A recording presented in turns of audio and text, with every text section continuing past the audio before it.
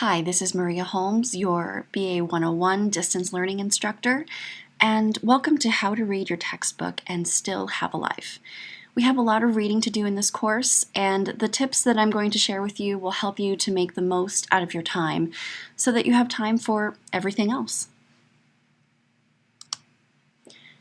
If you were doing an on-ground class, you would spend approximately 4 hours in the classroom for lecture, and an additional 2 to 4 hours for homework, for a total of 8 hours spent working on this class each week. I recommend that you dedicate 8 hours a week to this class, and in an ideal world, you would easily be able to carve out 8 hours.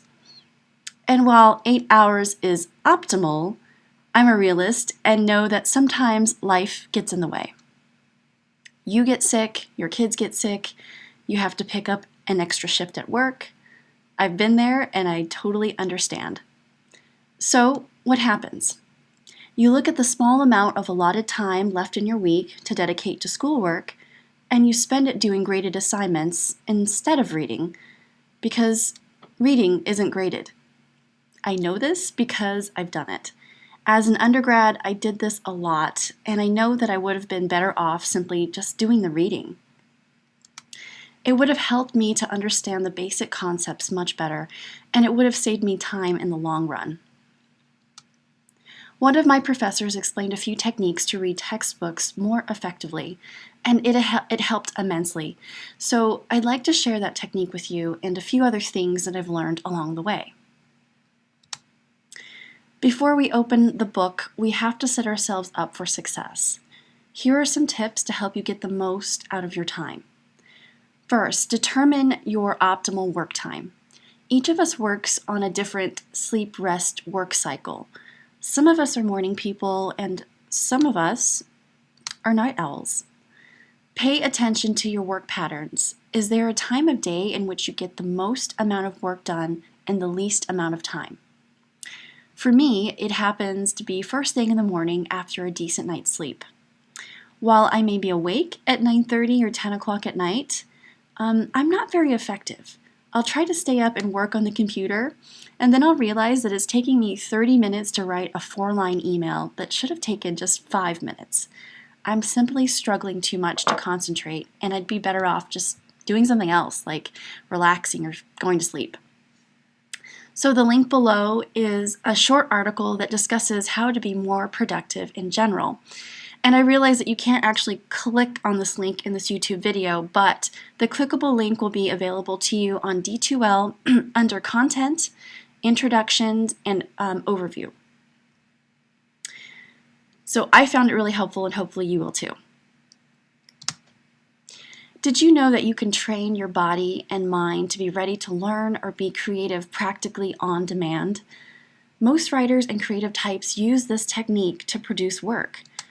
Many people think that creativity just happens and you have to wait around for this magical thing to occur at just the right moment in order to be ready to create. And many people apply this idea to learning as well. And it's simply not true. Here's a link for a great article on daily habits of successful people. And again, the clickable link will be listed on your D2L homepage under Content, Introduction, and Overview. You'll notice that these people have rituals that put their mind in the right place to create, learn, or work, and you can do the same. Choose your optimal time of day and set the stage for learning. For some, it might involve a light snack, coffee, or music. If you choose music, I recommend something without lyrics and a steady tempo. Now, some people like classical. I happen to like techno or electronic music. I know, feel free to laugh, but it's upbeat and I don't catch myself singing along. Also, I've sat down with this music enough times that my brain is primed to work when I have it on. I really notice how quickly I can jump into my work with it on. Lastly, what is your learning style? Are you visual, auditory, or kinesthetic? Do you need to read aloud in order to process the information, or do you need to move around, or doodle, jot notes, or do you have to associate pictures in your mind to retain that information? Knowing the answer to this will help you understand how you can read more effectively. Below is a link for a quick learning style assessment, and again, the clickable link will be available to you in D2L under Content. All right, now let's get down to the good stuff. We're ready to learn, and you can finally take out your book. I'd like to point out that textbooks are not meant to be read cover to cover like your favorite novel. There is a very specific method the publisher has in mind when they created the book, so I'm going to help you crack that code. First thing, read the chapter objectives on the first page of the chapter. If you retain nothing else from the chapter other than the answer to these items, you're still successful. Next, skim. Just read the headings, different colored words, and interesting pictures or graphs. Do not take notes, highlight, or anything else. All you're doing is getting familiar with the landscape of the chapter. While you're skimming, take mental note of any words or concepts that look challenging, scary, or unfamiliar. Remember that you'll want to spend a little more time on those items later. Next, take out your chapter outline, which I've provided for you on D2L, and circle the concepts you definitely want to spend more time on.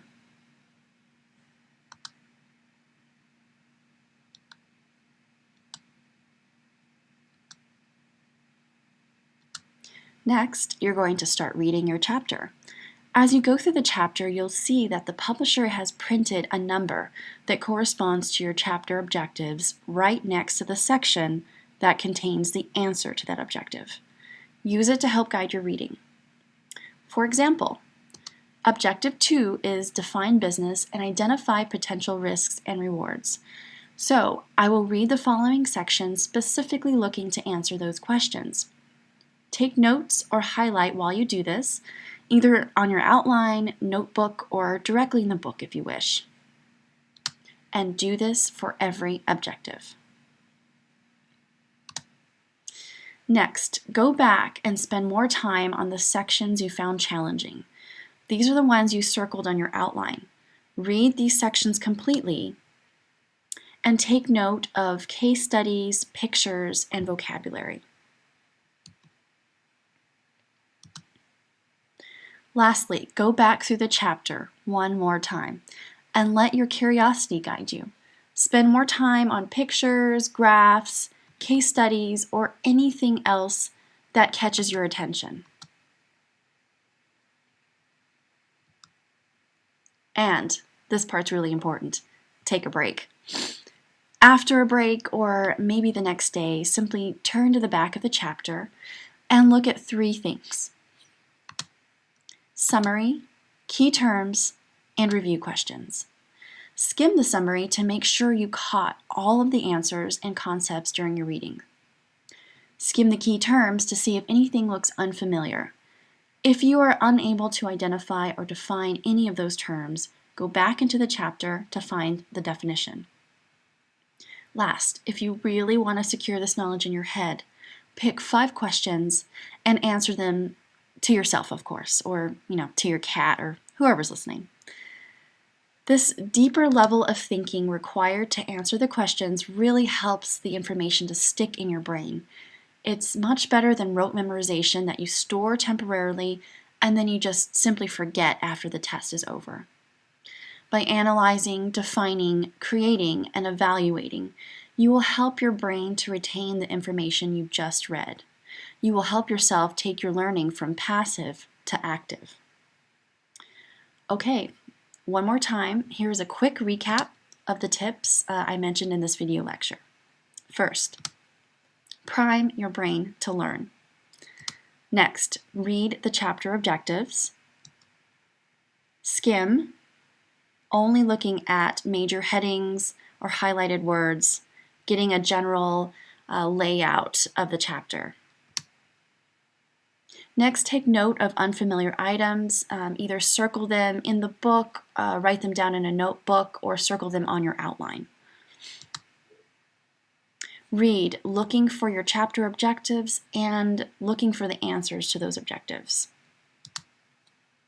Next, go back and spend time on those unfamiliar items that you've circled on your outline.